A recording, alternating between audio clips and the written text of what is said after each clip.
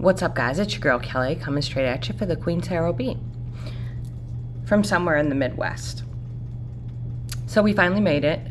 We made our big move to the Midwest with a screaming, teething 6-month-old who is now 7 months old. Aries screamed the entire way here. But for those of you who don't know, I'm having to do this on my phone, so I'm shortening up the readings to like 7 to 10 minutes each.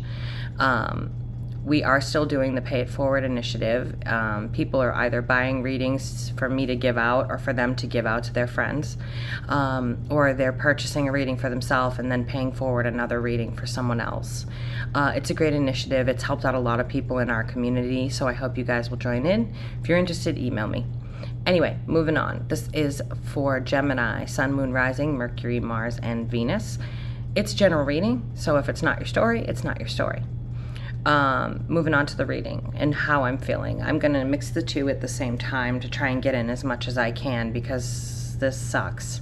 But my charger to my laptop is somewhere, I don't know. Our pod hasn't shown up yet. That's a month late. Just everything.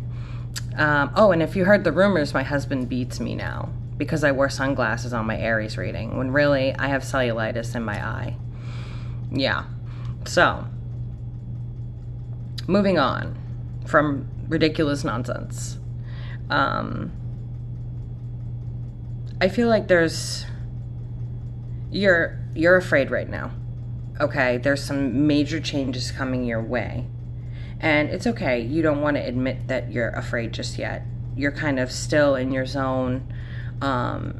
It's showing me major change just popped up here. There's Santa Muerta. And yes, we have the Santa Muerta deck out, Dia de los Muertos.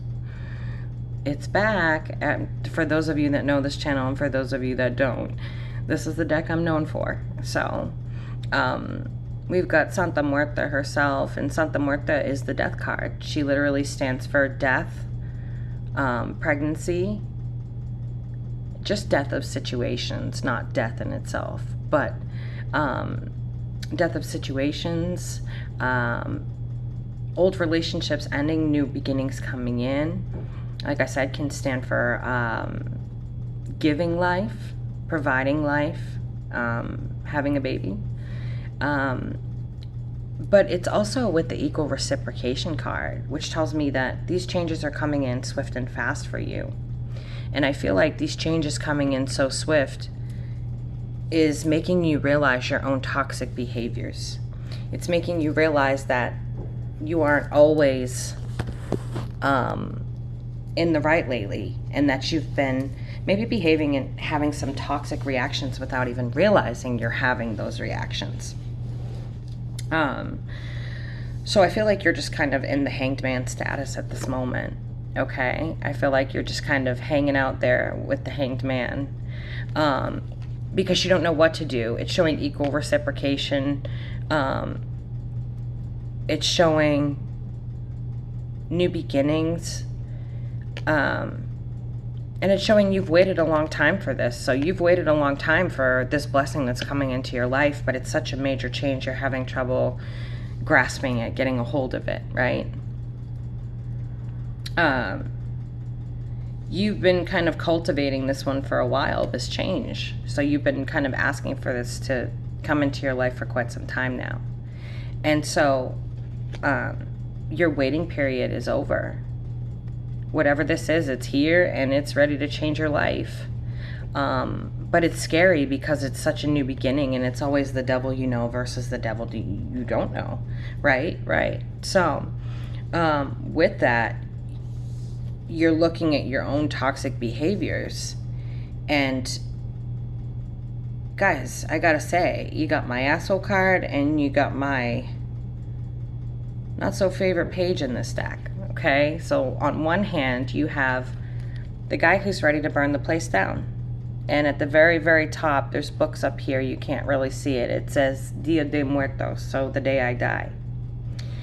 And he's ready to light the place up on fire, and his face just says, I fucking dare you. So that's self-sabotage is what it feels like to me right now. It's a self-sabotage situation. After all this waiting, you're almost self-sabotaging the abundance that's being given to you.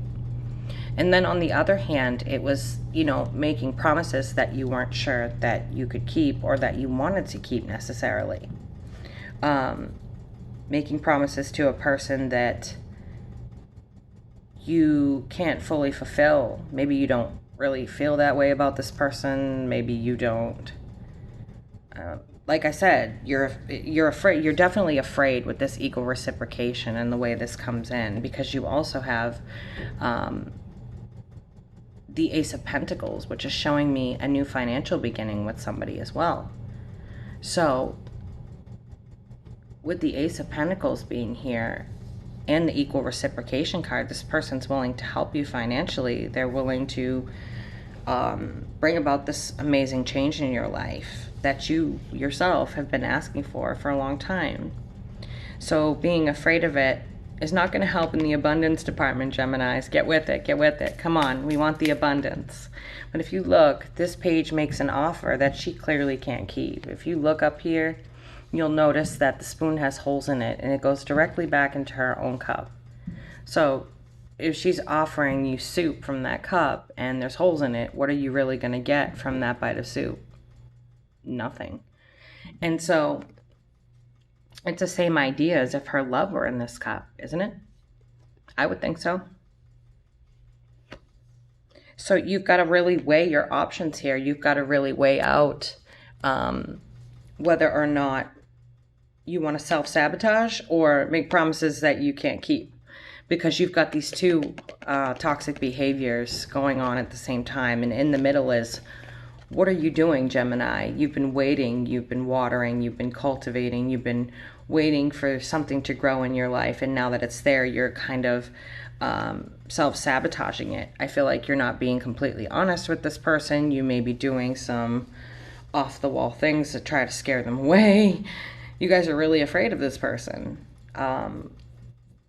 You're going to have to get a personal reading to figure out all of your reasons why. So please don't ask me in the comments, because there's a lot here and I'm not sure I can really get through it in this reading, but I'm going to try. You've got the Moon card here. And with the Moon card, we're talking about not being 100% honest with this person. Things are not as they seem with you. And you don't know how to quite bring the honesty to the forefront, how to tell them that you weren't honest with them from the very beginning. That's quite a shitty situation, Gemini. But you better do something about it. And I feel like you're being very harsh toward this person at this time. It's showing me the Knight of Swords, and the Knight of Swords is not a messenger that anybody wants. Look at this fool. He's shoving a sword down his throat. Doesn't get any dumber than that.